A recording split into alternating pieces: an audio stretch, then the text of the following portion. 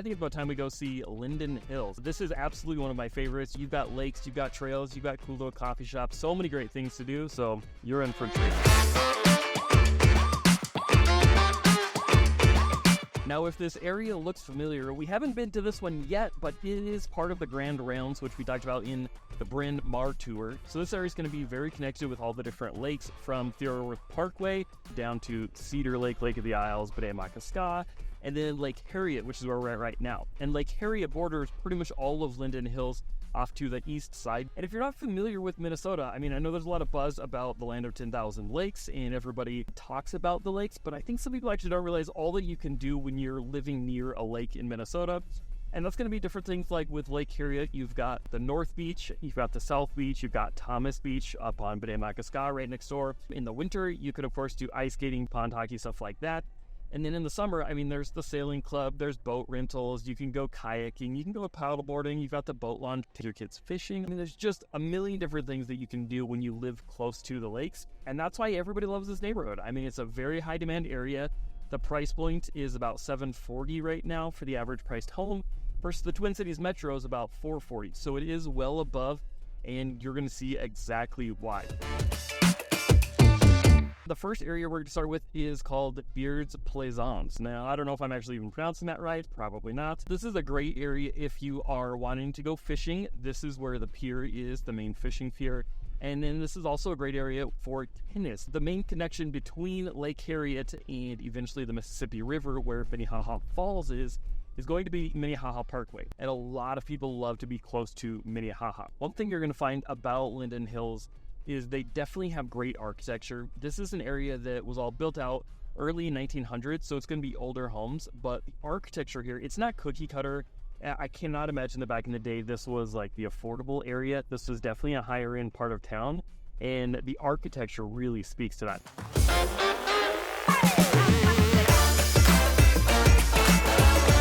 As we make our way over towards Southwest High School, if you've got little kids, the Pershing Fields area could be a great part of Linden Hills. That's going to be because it has a wading pool, it's got a community park, it's got some outdoor fields, so there's that recreation for the younger kids. If you're looking for higher end boutique shopping, the 50th and France area is a very nice part of town. This is going to be right next to Edina, and so it's certainly a quite nice area if that's what you're looking for.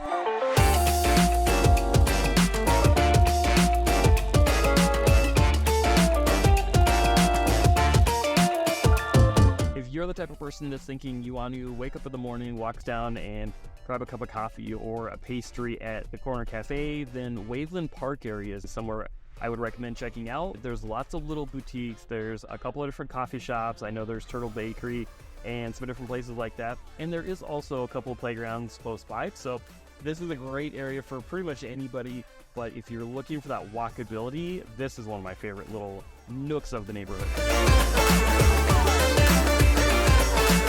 Not necessarily talk about condos a lot on this channel, but if that is what you're looking for, 43rd and Upton is a cool little neighborhood intersection. You've got a couple of American restaurants, you got an Argentinian place, you got a good pizza place, you got Sebastian Joe's ice cream. So there's a lot of that type of retail, even if you're not looking for condos, but it's all around this area. So that could be a cool spot to look.